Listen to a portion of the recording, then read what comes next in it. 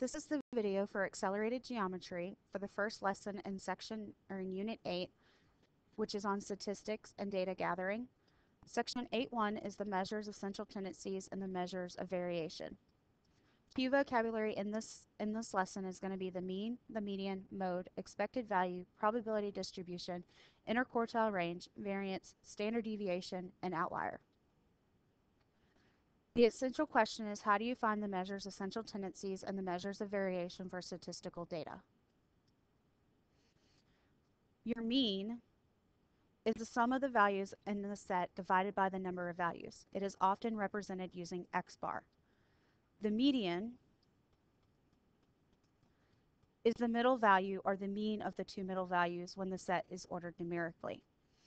And the mode is the value or values that occur the most often.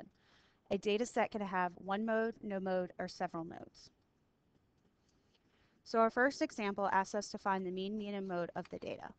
So to find the mean, which I'm going to use X bar, I'm just going to add up all the numbers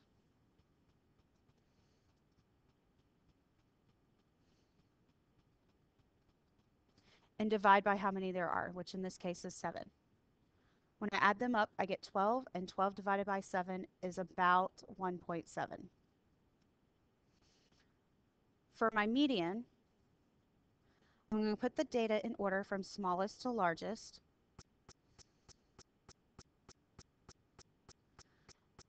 And then I'm going to start crossing off at the bottom and the top one at a time until I get to the middle number, which in this case is 2. So my median is 2. The mode is the number or numbers that occur the most often. So if I look at my data here, you can see that 0 occurs twice and 2 occurs twice. So in this case, this is an example where there are 2 modes, and they are 0 and 2. Let's try another one. My mean for 6, 9, 3, and 8 is going to be 6 plus 9 plus 3 plus 8, all divided by 4, which is going to be 26 divided by 4, which is 6.5. My median, I'm going to put the numbers in order. So I'm going to have 3, 6, 8, and 9. When I start crossing them off, I end up with 2 numbers in the middle, because if you cross off the 6 and then cross off the 8, there's nothing left. So since there's 2 numbers in the middle, you're going to average them. So 6 plus 8 divided by 2 would tell me that the median is 7. And my mode, if you look at your data, no number repeats. So this is an example where there is no mode.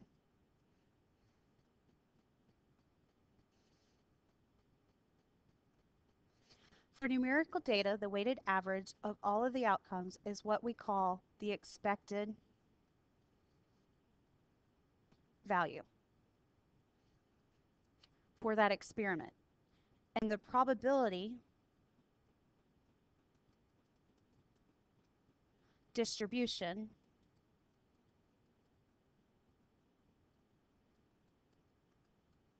for an experiment is the function that pairs each outcome with its probability. So, for example, it says that the probability distribution of successful free throws for a practice set is given below.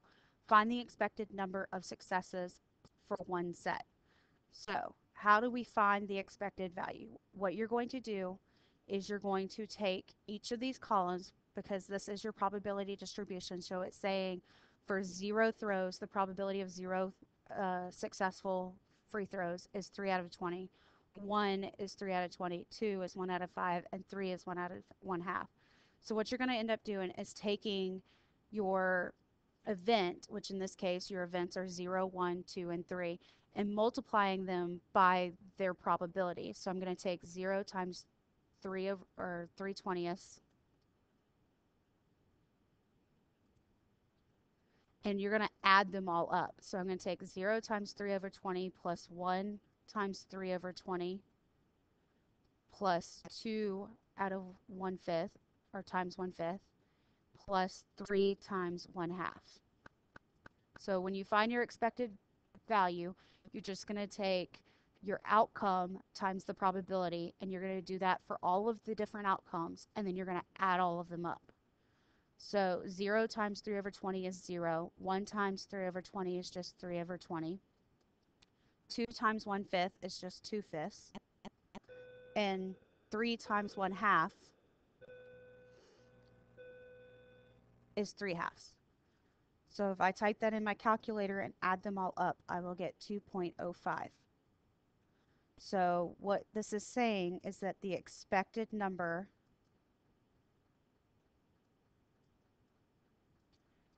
of free throws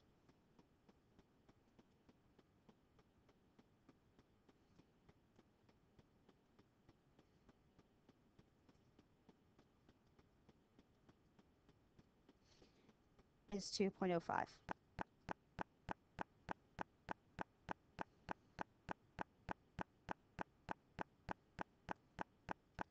A box and whisker plot shows the spread of the data set. It displays 5 key points: the minimum, the maximum, the median, and the first and third quartile. The quartiles are the medians of the lower and upper halves of the data set. If there is an odd number of data values, do not include the median in either half.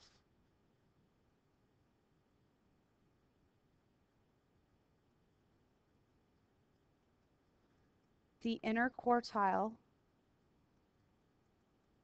range, which is often referred to as the IQR, is just the difference between the first and third quartile. So you're going to take your Q3 and subtract your Q1. And what this does is it just represents the middle 50% of our data. So for example, we want to make a box and whisker plot for the data below, and then we're going to find the interquartile range. So first thing I'm going to do to help me is put my data in numerical order. So in numerical order, I have a 4, a 5, 2 6s, a 7, an 8, an 8, a 9, and a 10. So if we look at our notes, it tells us that we need the minimum and the maximum. So now that it's listed at smallest to largest, I know that my minimum value is 4. My maximum value is 10. It then says you need to find your median. So if I go through and I start crossing these off,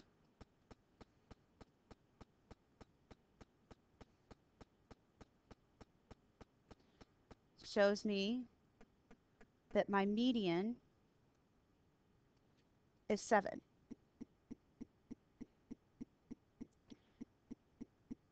Then to find your Q1 and your Q3, you want to find the median of the lower half and the median of the top half. But if you notice here that you have 1, 2, 3, 4, 5, 6, 7, 8, 9. So there's an odd number. So we had that little rule, that little sentence that I read that said if there's an odd number of data that you do not include your median in either the bottom or the top half. So this right here would be what I'm looking at to find my bottom, which is going to give me my Q1. And then I'm going to look at these 4 numbers to try and find my Q3. So if I find the median of this group here, 4, 5, 6, and 6, I'm going to find out that it's between 5 and 6. So 5 plus 6 divided by 2 is just going to be 5.5. So that tells me that my Q1 is 5.5. If I do the same thing to the top half to find Q3, when I cross off the 8 and the 10, I see that it's between 8 and 9. So 8 plus 9 divided by 2 tells me that my Q3 is 8.5.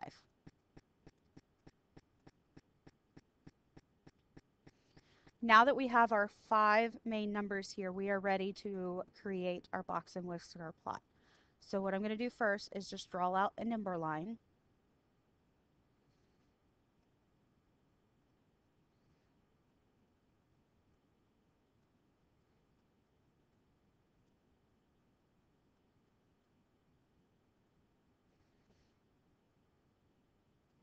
And then I'm going to start putting points at my important numbers over here.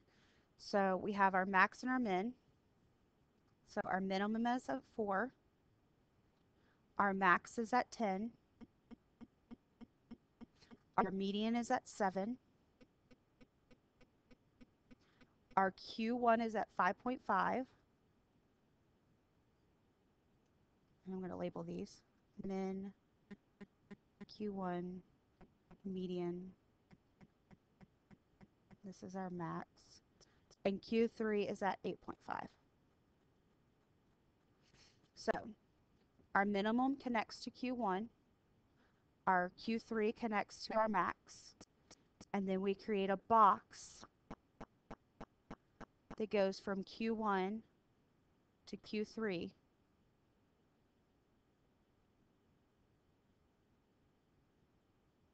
And there's our box and whisker plot. It also asks us to find the interquartile range. So the IQR is just equal to Q3 minus Q1. So 8.5 minus 5.5 tells me that the IQR is 3. Now what does this show me? If you look at your box here, from 5.5 to 8.5, there are 3 units. So what this is showing you is that the spread from Q1 to Q3 is 3.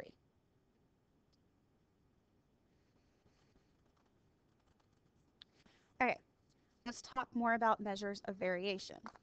A measure of variation is a value that describes the spread of the data set. The most commonly used measures of variation are the range, the interquartile range, the variance, and the standard deviation. The variance, which is denoted by sigma squared, is just the average of the square differences of the mean. And the standard deviation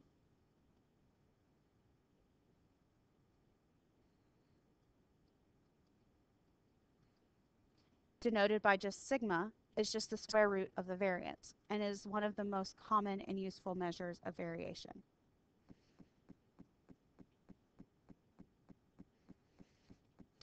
Good news is that our calculators will calculate the standard deviation for us. So the following directions are for using your graphing calculator, and if you just have a scientific calculator, then tomorrow in class we will go over how to use just the basic scientific calculators, the ones that you're allowed to have on the EOCT, and how to use them to find the standard deviation. So in this example, I have a data set and it says to find the mean, median, Q1, Q3, the IQR, the variance, and standard deviation for it. So first thing you're going to do is you're going to go on your calculator, and you're going to go to Stat, Edit, and you're going to type your data set into your L1, your list 1. So when you're done, your screen should look like this. Once you've entered your data, you're going to hit Stat again. You're going to scroll over to the word Calculate. And option number 1 should say 1 var stats. That stands for 1 variable stats. And you're going to hit Enter. And when you do, some of your calculators may have 3 different screens that come up. If it does, just keep hitting Enter all the way down to the word Calculate and then hit Enter again so that your screen looks like this. This first screen is what your screen will look like. And then if you notice, there's a little arrow here that says if you scroll down, there's more information. So when you scroll down, you will see all of the information that you need. So first things first, the question asks for your mean, and our mean is used by representing it by X bar. Well, if you look at your list here, it also uses X bar to represent your mean. So in this case, my mean is 10.43. The next thing on the list that it asked us to find was the median. If you notice, when you scroll down, you have one that says median, or med, which stands for the median. So in this case, the median would be 11. It asked us to find Q1, which in our list, it tells us that Q1 is 7. Q3, our list tells us that Q3 is 14. our IQR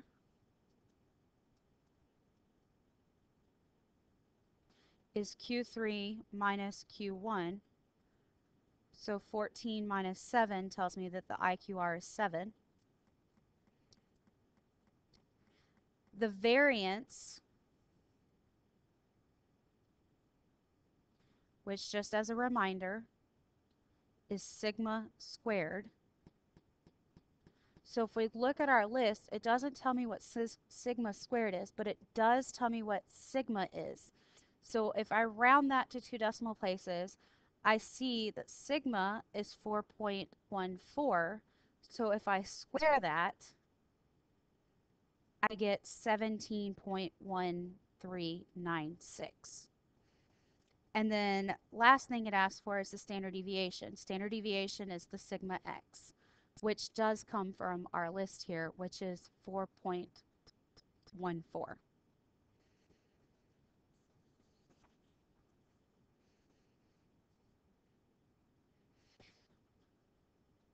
An outlier is an extreme value that is much less than or much greater than the other data values. Outliers have a strong effect on the mean and standard deviation. If an outlier is the result of a measurement error or represents the data from the wrong population, it is usually removed. There are different ways to determine whether a value is an outlier. One way is to look at the data values that is more than 3 standard deviations away. So our key here is more than 3 standard deviations. So that's what we're going to use to determine whether or not something is an outlier. So on number 6, it says find the mean and standard deviation for the heights of 15 cans. Identify any outliers and describe how they affect the mean and standard deviation. So first thing we're going to do is I'm going to go back to my L1 and I'm going to type my data in and go back and recalculate the one variable stats. I would pause the video so you can do that. When you type in your data, you should have that the mean is 92.77 and the standard deviation is 0.195. So we've answered the first part, finding the mean and standard deviation. Identify the outliers. So what we want to do is first, finding our outliers.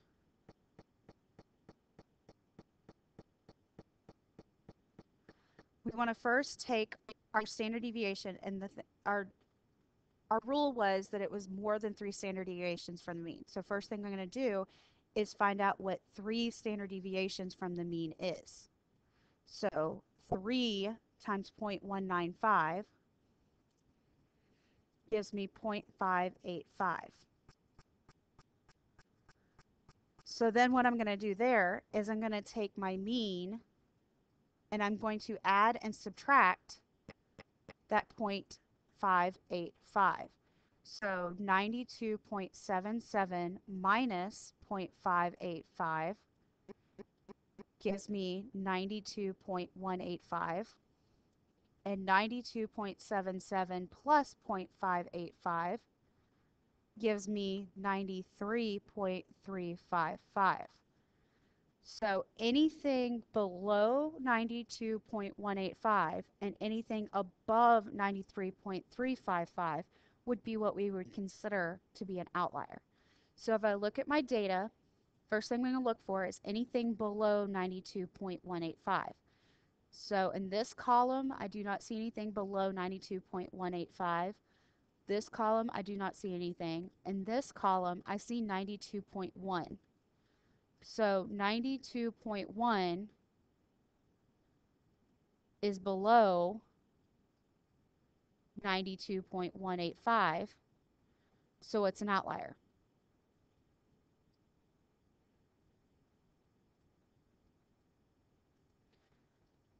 And then looking through to see if anything is greater than 93.355, I don't see anything in here that meets that criteria. So there aren't any above or on the upper end.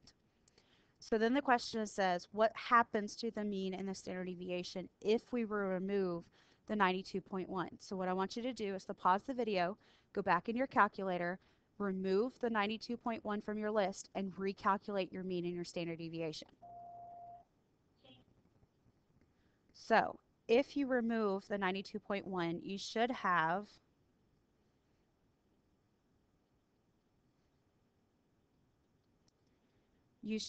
that the mean becomes 92.82. So with the outlier, the mean decreased. It increased when we removed it, so that meant with the outlier, it was bringing down the mean. And the standard deviation becomes 0.077, which tells me with the outlier, the standard deviation increased because the standard deviation went from 0.195 to 0.077 when I removed 92.1, which was the outlier. Therefore, when the outlier was in it, it increased the standard deviation.